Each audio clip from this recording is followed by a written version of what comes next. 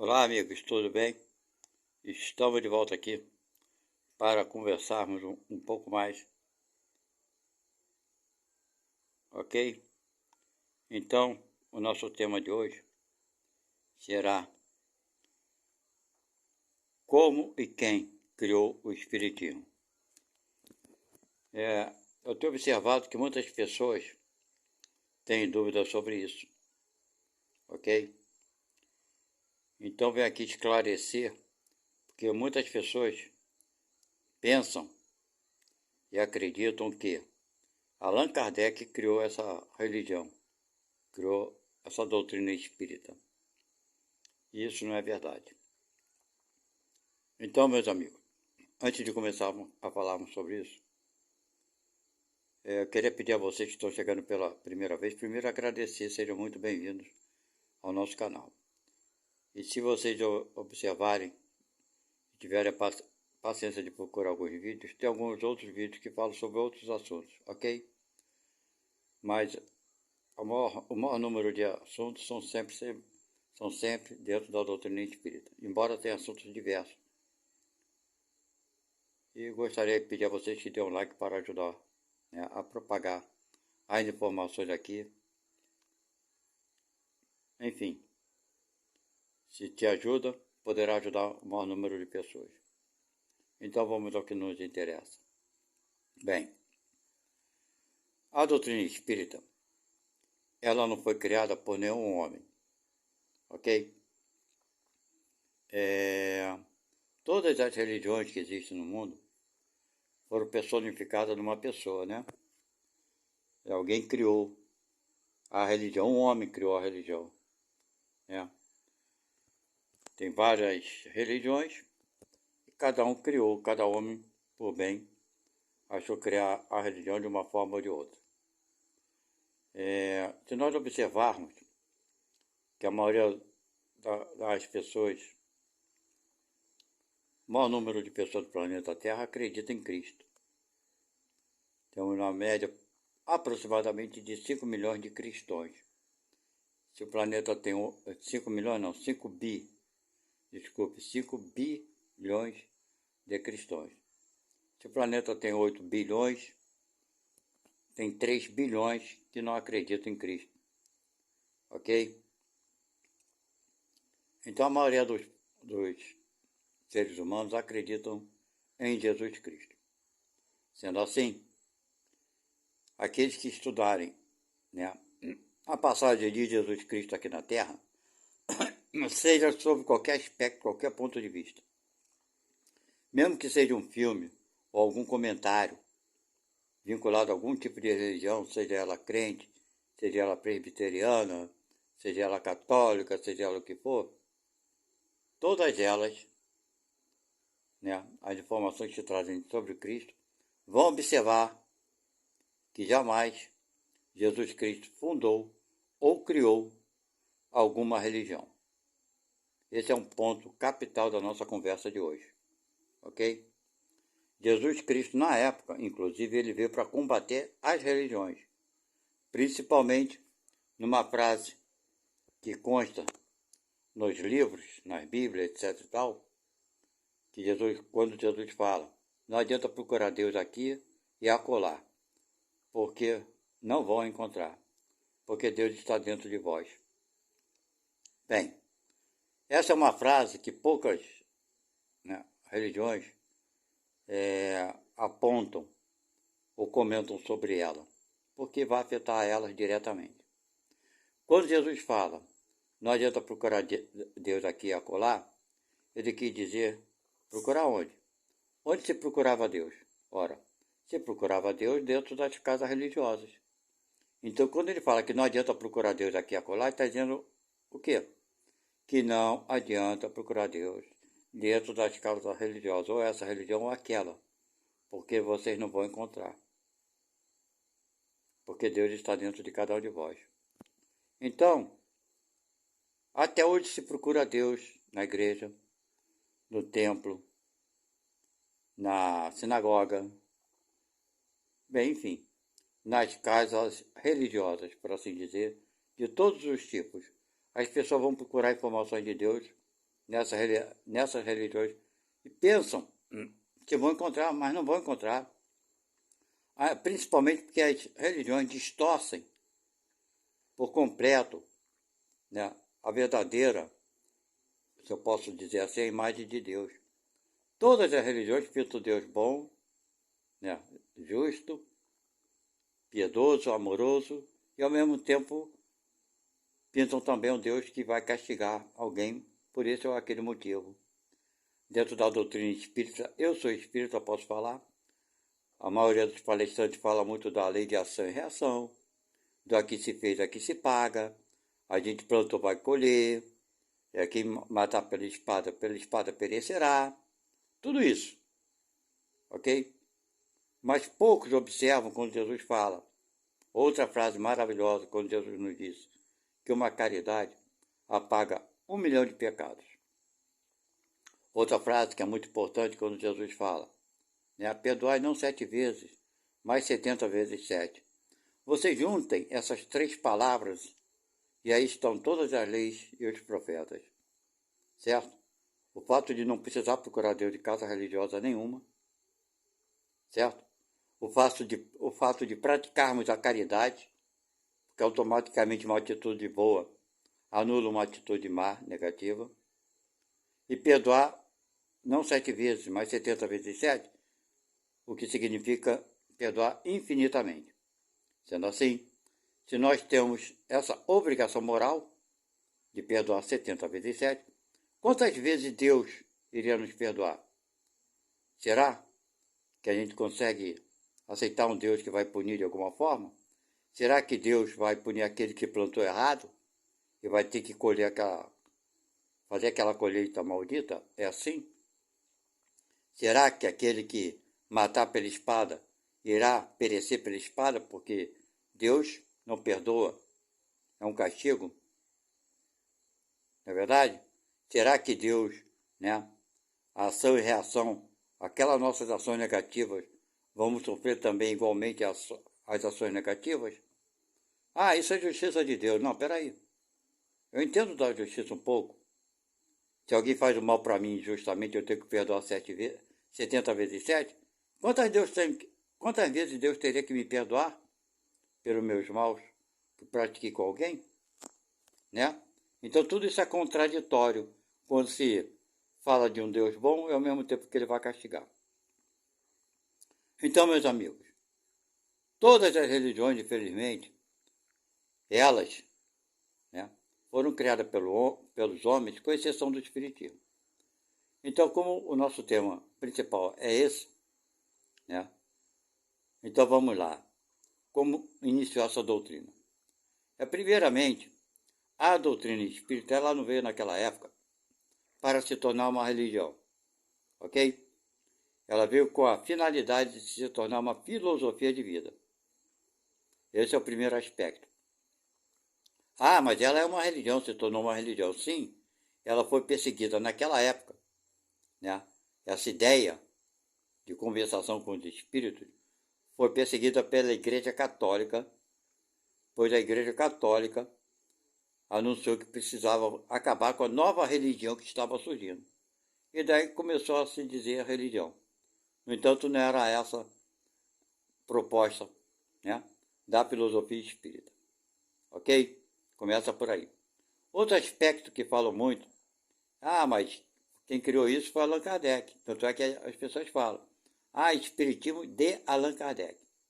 Bem, meu irmão, vamos entender muito bem como tudo isso aconteceu lá no início, na França, em 1860. Por aí, um pouco mais, um pouco menos.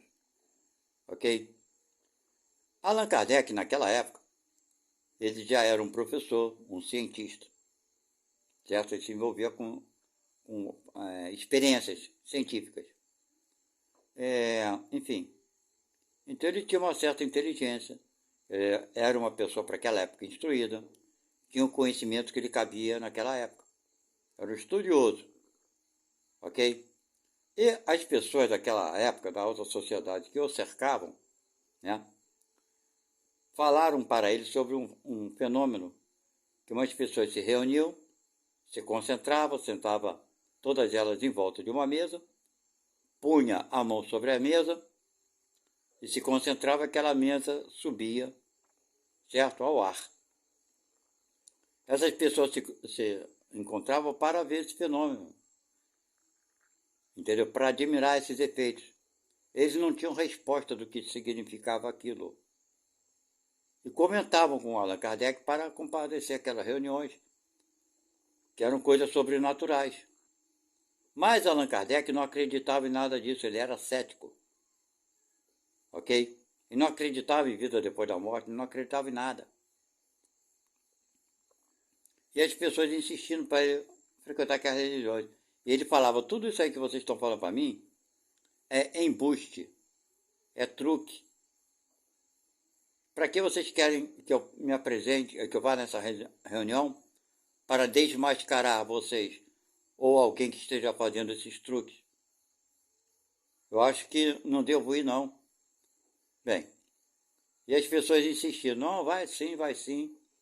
Até que um determinado dia, um dos amigos, quando o convidou, ele falou, tudo bem, eu vou com uma proposta de desmascarar esse miticismo, esse embuste. Eu vou provar a vocês que tem truque, que isso é impossível uma mesa levantar, levitar, ela subir sozinha, isso é impossível, eu vou provar para vocês.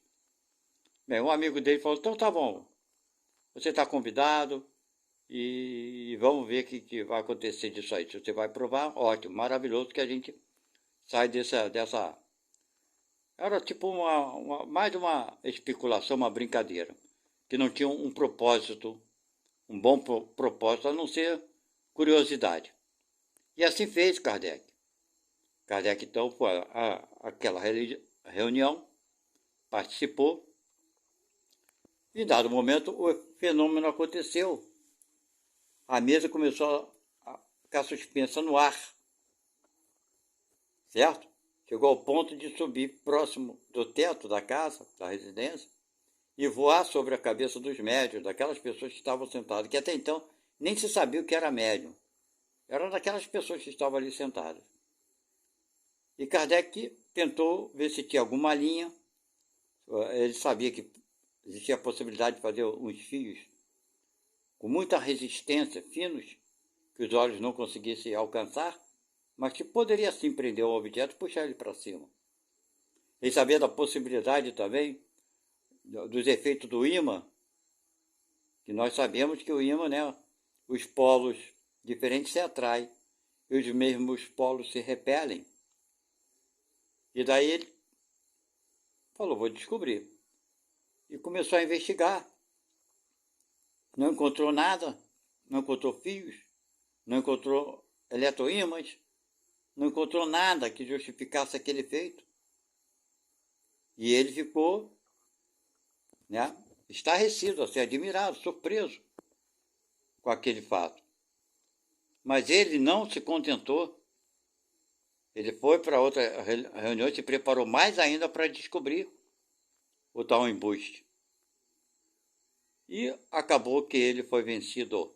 Ele não conseguiu provar nada, que houvesse algum efeito especial, vamos botar assim, por assim dizer, que provocasse aquele fenômeno. Não qualquer efeito que ele conhecesse dos homens. Tentou, rodou a casa toda, procurou vestígios e nada encontrou. A partir daí, ele, como ele não era uma pessoa de pouco conhecimento, tinha muito conhecimento, ele acreditava que se tem um efeito, tem uma causa. Então, já que tinha aquele efeito da mesa levantar, ele tinha que descobrir a causa. Porque aquela mesa estava infringindo a lei de gravidade. E ela subia, sem nada estar interferindo para que isso ocorresse. Então ele pensava, se tem um efeito, tem que ter uma causa, eu tenho que descobrir o que faz com que aquelas mesas levantem. Vocês estão entendendo? Não tinha ideia de espírito, esse nome, que até então não existia para eles. Era um efeito que tinha que ter uma justificativa. Então Kardec, depois de pensar muito sobre esses acontecimentos, começou então a modificar ou tentar se comunicar de alguma forma com esses efeitos. Ele não sabia quais eram as causas. E a partir dali, ele deu um outro passo, quando ele faz um questionamento se existia alguém presente ali ou alguma força que tivesse alguma inteligência que pudesse responder às suas perguntas. Então, inicialmente, ele perguntou à mesa, né, que batesse com o pé na mesa uma vez para sim e 2 vezes para a palavra não. E daí ele começou a fazer perguntas. Tem alguém aí? Se tiver, bata com o pé, né, da mesa no chão uma vez. E para seu espanto, a mesa começou a responder sim. E quando era o não, o pé da mesa batia 2 vezes não. Aos poucos, ele foi modificando essas comunicações, né?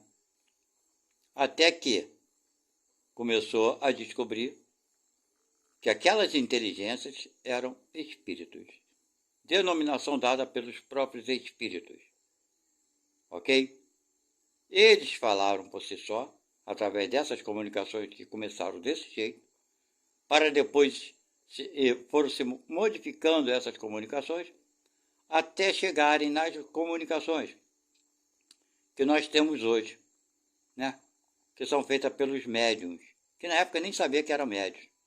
Foram os próprios espíritos que falaram que aquelas pessoas que se sentavam naquela mesa tinham o fluido necessário para ajudar nesse processo de comunicação.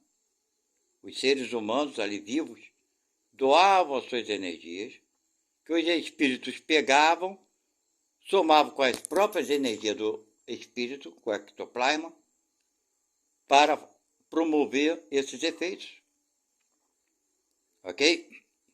Então, Allan Kardec começou a perceber que precisava também de um ser vivo, de um ser humano, para que esses efeitos, né, ocorressem. E a partir dali, ele começou a fazer estudos para ver se havia seriedade, para ver se aqueles espíritos que se diziam espíritos de pessoas mortas eram verdadeiros.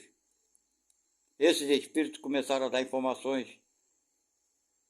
Que tipo de informação? Desse tipo, por exemplo, eu fui João de tal, morei em tal lugar, era casada com fulana de tal e morri dessa forma tal. Aí Kardec pegava todos esses dados e ia em tal cidade, em tal localidade e confirmar se aquela pessoa realmente existiu, confirmar as informações. E chegando naquela cidade, confirmava todas essas informações. Como é que Kardec poderia inventar uma história dessa? Que ele mesmo era cético, que ele não acreditava, principalmente. E não foi um relato, não foram alguns relatos, foram diversos. O trabalho de Allan Kardec não foi feito, esse trabalho de pesquisa, de estudo, não foi feito em um dia, em um mês, em um ano. Kardec ficou pesquisando esses assuntos mais profundamente durante 10 anos para começar a publicar o seu primeiro livro. Só depois de muita confirmação, de muita convicção, ele começou a escrever e a colocar isso nos livros, né? Que deu resultado nos 5 livros básicos, que é a base da doutrina espírita, que é o Evangelho, o Céu e o Inferno, esse livro que está aqui, o Livro dos Espíritos, o Livro dos Médios e a Gênesis Espírita. Ok? Todas as informações que constam nesses livros todos são informações dadas pelos espíritos, conforme eu falei para vocês. Ok? Espíritos de pessoas que já tinham vivido aqui na Terra, desencarnaram. E eles contam as coisas que aconteceram com eles, os conhecimentos que eles obtiveram, certo? Por isso que a gente vê algumas contradições aqui dentro. É desse livro dos Espíritos, você vai encontrar no Evangelho. Bem, enfim, mas por que tu vai encontrar? Porque a pessoa, quando morre, sai do corpo, vai para a vida espiritual, ela não fica super inteligente, também não adquire conhecimentos maravilhosos, não. Ela continua sendo ela. Vai ter uma percepção melhor, mais ampla, mas não a faz sábia. Deu para entender? Não faz esse espírito se tornar um sábio, conhecedor de todas as verdades. Então, quando os espíritos passam a informação, conforme Kardec faz as perguntas a ele passa aquilo que ele entende como verdade para ele. O que não significa que seja verdade para todos os espíritos. Vocês estão entendendo? Eu custei muito para entender isso. Eu custei muito para entender isso. É difícil, é muito difícil. Porque é pintado para a gente que aqui não tem erro, mas tem erro. Certo? Mas quais são os erros? Eu acho que os erros são maiores quando nós não prestamos atenção no que estamos lendo. Entendeu? Os espíritos que fizeram as comunicações são espíritos seres humanos que acabaram, né, em 1860. Agora, vocês imaginem, naquela época, né, a evolução desse espírito, qual era? Ora, em 1860 foi quando Kardec começou a fazer fez, né, essas perguntas todas a esses espíritos. Ou seja, os espíritos morreram, né, eram de pessoas que estavam vivas antes de 1860. Ok? Então, quais eram os conhecimentos que eles tinham? Né, de tudo. Bem poucos naquela época. Hoje temos um pouquinho mais. Não é verdade? Então, eles vão dar as informações daquilo que eles conhecem. Como hoje o espírito desencarna e vai passar a informação daquilo que ele conhece. Mas não vamos nos esquecermos, né, que existem muitas pessoas que, aqui na vida, querem enganar, querem ludibriar, querem criar conflitos, confusões, transtornos, querem ser o dono da verdade. Quando ele morre, ele continua sendo a mesma coisa. E se ele fizer uma comunicação, ele vai estar carregado, né, daquele seu jeito ainda. E vai trazer as informações mais descabidas possíveis. A responsabilidade de aceitar essas comunicações de verdadeiro ou não, somos nós. Quando nós aceitamos tudo quanto é comunicação como verdadeira, como sendo de um espírito superior, tem médico que senta na mesa para fazer uma psicografia e espera receber uma comunicação de um espírito de luz. A vaidade dele é extrema. Ele não quer receber uma comunicação do Joãozinho, que era o dono da padaria, ou o padeiro, não. Ele quer receber uma comunicação do espírito de luz, reconhecido. Aí que mora o perigo. Aí que vai acontecer, né, os problemas. Vai vir um espírito te dizendo passar que foi Joana de Ângeles, né, que foi Emmanuel, e vai falar as coisas mais absurdas. E o médium vai acreditar naqueles absurdos. Ok? Então, quando nós, médios, trabalhamos mediunicamente, recebendo as comunicações, nós temos que nos preocupar com o conteúdo das informações. Não nos preocuparmos com quem quer que seja que tenha dado aquela informação. Por que um camponês não pode dar uma informação maravilhosa, enquanto um doutor, né, uma pessoa que seja mestrada em alguma coisa, não possa dar uma informação completamente errada, equivocada? Não é verdade? Então, aqueles que se preocupam, né, em espíritos nobres acabam se dando mal. O importante é a comunicação. Bem, estou saindo um pouco do nosso tema, né? Então, voltando ao nosso tema. Então, Kardec foi muito sério, naquela época, em publicar esse livro. Tanto é que ele nem queria publicar nada. Mas os espíritos falaram, é para você publicar sim. Agora você pode publicar. Então ele publicou aqueles livros e mandou uma certa quantidade para a Espanha. Quando chegou lá na Espanha, a Igreja Católica tomou conhecimento e mandou queimar os livros todos. Ele estava com pouco dinheiro, Kardec, ele fez tudo do seu próprio bolso, ok? Ele queria divulgar essa nova revelação, vinda de quem? Dois espíritos.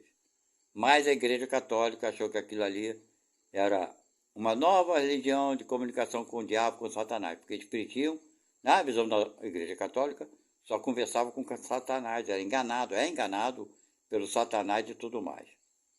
Bem, é uma visão que a Igreja Católica utilizava para combater uma coisa que nem era religião, era uma doutrina dos espíritos, certo?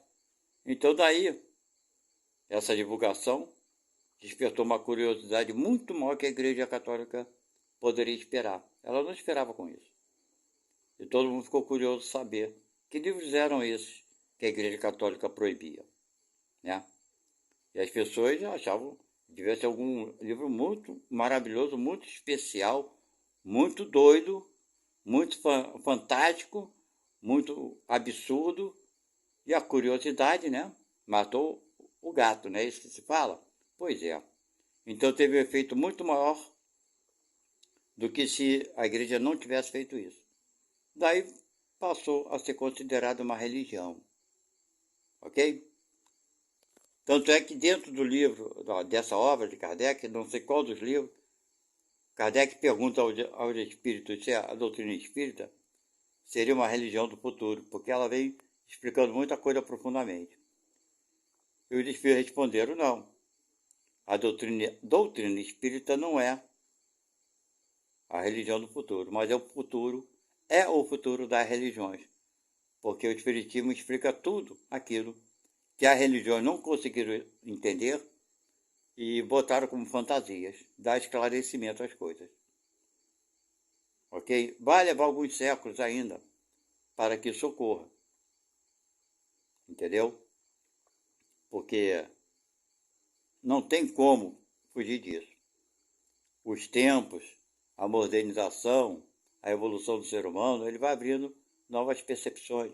Muita coisa que a Igreja Católica abominava, hoje em dia ela já entende que é verdadeira, né? Desde o princípio da vida humana, de Adão e Eva, desde a negação, né, que o planeta Terra girasse em torno do Sol, a igreja condenava, mandava matar quem dizia que a Terra não era o centro do universo. Tudo girava em torno da Terra. A própria ciência veio aqui e provou isso naquela época, que o Sol ficava estático e o planeta Terra gira em torno do céu. Então, contra a verdade, não tem teoria que possa sobrepor. E pior que tem espíritos reencarnando daquela época, que agora vem com essa ideia da Terra plana. Isso era uma ideia do ano de 1400, 1500. Só que, para vocês verem, estamos em 2000 e pouco. Esses espíritos estão reencarnando, voltando, e com as mesmas ideias absurdas. São contra as provas. Tem uns que chegam a acreditar que o homem não pisou na Lua, que o homem não enviou maquinazinha, robô lá para Marte. Certo? E eles criam uma teoria de não sei o quê, teoria da conspiração, teoria disso, teoria daquilo. Então, meus irmãos, vamos abrir nossas mentes. O Espiritismo não foi criado por Allan Kardec. Ele simplesmente decodificou. Fez as perguntas voltadas, a maioria delas, para o Antigo Testamento, para a Bíblia, e observou o que cada espírito respondia em algumas partes lá na Europa, em alguns países da Europa, porque lá na Europa você vai para um país para o outro, né? Não são países continentais como o Brasil. O cara sai de um país, né, da França, ali para outro país vizinho, Alemanha, Inglaterra, tudo perto um do outro, faz fronteira. Então ele ficou viajando vários países e fazendo a mesma pergunta em vários locais e vendo se confirmava a mesma resposta para ver se era verdadeira. Ok? Isso durou 10 anos. Então, meus irmãos, está aqui essa informação para vocês.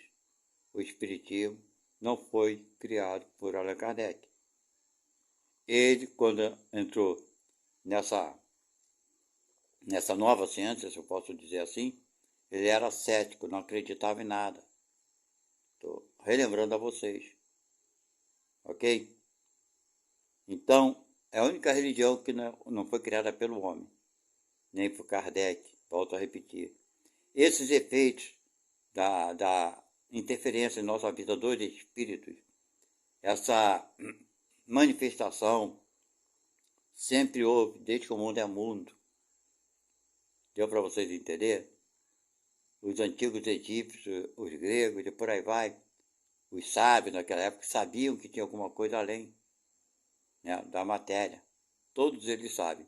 Só para concluir isso na atualidade para vocês, para alguns que não sabem, a ciência já descobriu que, provado no laboratório, existe alguma coisa além do corpo físico. Ok? E o que eles fizeram? Fizeram um teste com várias pessoas que estavam para desencarnar, aparentemente com, né, morte física, sem qualquer resposta, porém, ainda com atividade cerebral, mas o corpo praticamente em coma, morto. Então, essas pessoas que estavam sobre esse estado, eles deixavam a pessoa naturalmente, lógico, protegida ali para não morrer. Mas eles notavam o seguinte: elas ficavam numa maca que era uma balança eletrônica. E no exato momento que o cérebro parava com a sua atividade, né, cessava a atividade cerebral, o peso daquele corpo diminuía. Certo? Diminuía automaticamente. Quando parava a atividade cerebral, o corpo diminui o peso do corpo. Então os cientistas descobriram que sim, existe uma energia, ela tem um peso. Ok? Então, foi comprovado cientificamente que existe algo além do corpo. Não é espiritismo que está falando, é a ciência provando que existe alguma coisa além do corpo. Que no momento da morte cerebral, essa energia, seja o que for, se desprende completamente do corpo. Se dá a morte completa do corpo, ou seja, o espírito está completamente desligado do corpo. Ok? Então isso é ciência. Os cientistas não conseguiram ainda definir que tipo de energia é essa.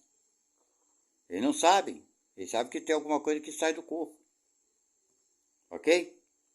Então, meus irmãos, eles não conseguiram aprisionar o espírito para interrogá-lo. Ok? Mas um dia sim, não vai precisar nem aprisionar.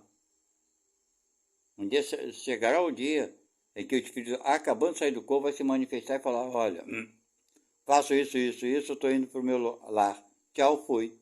Simples assim. Vai levar alguns anos, alguns séculos, alguns milhares de anos? Ah, com certeza. Mas entendam bem, Kardec não criou a doutrina espírita. Tá? Foram os espíritos. Eu queria agradecer a vocês por estarem comigo até agora, até essa, né? Assistir o vídeo até o final. E não se esquecerem de dar aquele joinha, né? Dar o like e se inscrever no nosso canal. Muito obrigado e até a próxima conversação. Tchau. Fui.